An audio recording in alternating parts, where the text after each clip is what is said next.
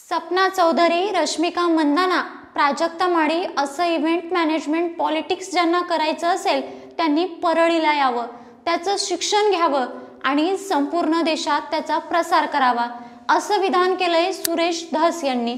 यावरून संपूर्ण महाराष्ट्रात वातावरण तापल्याचं दिसून येतंय। याविषयी अभिनेत्री प्राजक्ता माळी यांनी निषेध म्हणून पत्रकार परिषद घेतली आहे। आता या पत्रकार परिषदेमध्ये त्या नक्की काय बोलल्यात, संपूर्ण सविस्तर माहिती जाणून घेऊयात या व्हिडिओमध्ये। नमस्कार, मी वैष्णवी आणि तुम्ही बघत आहात काहीतरी विशेष। बीड जिल्ह्यातील केस तालुक्यातील मस्साजोगमधील सरपंच संतोष देशमुख यांची निर्घृण हत्या करण्यात आली। यावरून सध्या राजकारणात प्रचंड वातावरण तापलंय। या प्रकरणी गेल्या काही दिवसापासून सातत्यानं मंत्री धनंजय मुंडे यांचे नाव चर्चेत येताना दिसत आहे। धनंजय मुंडे यांच्या जवळचे असणारे वाल्मिक कराड हे या घटनेमागचे खरे सूत्रधार असल्याचा आरोप संतोष देशमुख यांचे कुटुंबीय आणि गावकऱ्यांकडून केला जातोय। त्यातच काल भाजप आमदार सुरेश धस यांनी धनंजय मुंडेवर टीका करताना अभिनेत्री प्राजक्ता माळीचा उल्लेख केला होता। यावरून प्राजक्ता माळी सुरेश धस यांच्या विरोधात महिला आयोगात तक्रार करणार असल्याचं देखील बोललं जातंय। त्यानंतर त्यांनी काल संध्याकाळी एक प्रेस कॉन्फरन्स घेतली आणि त्यावरून त्यांनी संपूर्ण गोष्टीचा निषेध त्या ठिकाणी व्यक्त केला। ज्या लोकप्रतिनिधींना आपण निवडून देतो ते कशासाठी देतो? विधिमंडळात जाऊन त्यांनी आपले प्रश्न मांडावे, त्यांनी आपल्या मागण्या तिथे मांडाव्या, आपल्या हक्कांचं रक्षण करावं, अर्थात त्यांनी आपलं रक्षण करावं, अशी एक साधी अपेक्षा त्यांच्याकडून आपल्याला असते। पण अशीच मंडळी जेव्हा आपल्यावर चिखलफेक करतात तेव्हा ही गोष्ट मला गांभीर्यानं घ्यावी असं वाटते। आतापर्यंत मी खूप शांत बसले होते, पण जेव्हा एक लोकप्रतिनिधी असं भाष्य करतो त्यामुळे आज मला मीडिया समोर यावं लागलं।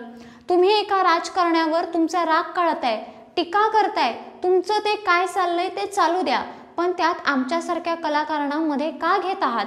आतापर्यंत परळीला फक्त महिलाच कलाकार आल्यात का? एकही पुरुष कलाकारांचं नाव तिथे समोर का येत नाही? ज्या महिला कलाकार गरीब घरातून आपलं खूप मोठं नाव कमवत आहेत त्यांचं नाव एका वाक्यामध्ये ढासळलं जातंय। महाराष्ट्रातल्या राजकारण्यांना हे कृत्य शोभत नाही। तुम्ही फक्त महिला कलाकारांच्या चरित्र्यावर शिंतोडे उडवत नाही तर महिलांच्या कर्तृत्वावर देखील प्रश्नचिन्ह उपस्थित करत आहात। कुठल्याही एखाद्या माणसाशिवाय एखादी महिला स्वकर्तृत्वावर मोठी होऊ शकत नाही का, असाही प्रश्न यावेळी प्राजक्ता माळी यांनी उपस्थित केला। आमचे कलाक्षेत्र बदनाम नाहीये, त्याला तुम्ही बदनाम करण्याचं काम केलंय किंवा त्याला तुम्ही बदनाम करण्याचा प्रयत्न करतायत। कृपया तो प्रयत्न तुम्ही करू नका। आम्ही मनोरंजन करण्याचं काम करतो आणि तुम्ही आमची नावं मनोरंजनासाठी वापरता, ही खरं तर खूप लज्जास्पद गोष्ट आहे। प्राजक्ता माळी या प्रकरणी महिला आयोगात तक्रार करणार अशी ही माहिती त्यांनी त्यावेळी दिली। या दोघांच्या वादावर अभिनेते आणि खासदार अमोल कोल्हे यांनीही मोठं वक्तव्य केल्याचं दिसून येतंय। धस यांचे स्टेटमेंट एका इव्हेंट संदर्भातले होते, त्यांच्या विधानाला ट्विस्ट करण्याची काहीच गरज नाही असं अमोल कोल्हेंनी म्हटलंय। आता याबद्दल सुरेश धस यांना विचारले असता त्यांनी एखाद्या महिलांचा अपमान होईल असं मी बोललोच नाही असं विधान केलं।